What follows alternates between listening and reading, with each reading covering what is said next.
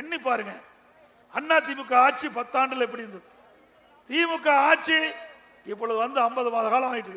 இந்த ஆட்சியில என்ன திட்டங்களை செஞ்சாங்க, அண்ணா திமுக ஆட்சியில் என்ன திட்டங்கள் செஞ்சாங்க ஒப்பிட்டு பார்த்து வருகின்ற சட்டமன்ற தேர்தலை எங்களுடைய வேட்பாளரை ஆதரித்து இரட்டை சின்னத்தில் வாக்களிக்க வேண்டும் என்று அன்போடு இந்த நேரத்தில் கேட்கிறேன்.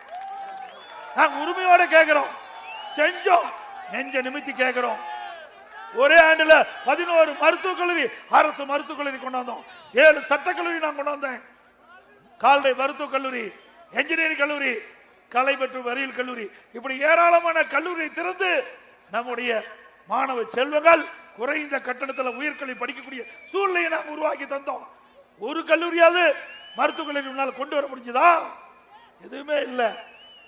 எந்த பெரிய திட்டத்தை இந்த கோவை மாநகர மக்களுக்கு தந்திருக்கிறீங்க? எதுவுமே இல்லை. ஆனா தினம் விளம்பரம் வராத நாளே இருக்காது. அது மட்டும் இல்ல, கொலை, கொள்ள, திருட்டு, வழிப்பறிவு, பாலி, வன்கொடுமை, சிறுமியிலிருந்து பாட்டி வரைக்கும் விட்டு வைக்கலாம். கேவலமான ஆட்சி, ஒரு மோசமான ஆட்சி. போதைப் பொருள் இன்னைக்கு கஞ்சா போதை எல்லா இடத்துலயும் இருக்குது. கஞ்சா இல்லாத இடமே இல்லை.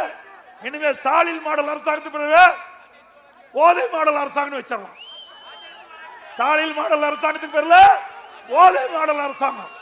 அந்த நிலைமைக்கு தமிழகம் தள்ளப்பட்டு விட்டது. இதிலிருந்து மீட்டெடுக்க வேண்டும் என்றால் மீண்டும் அண்ணா திமுக ஆட்சி தமிழகத்திலே மலர வேண்டும்.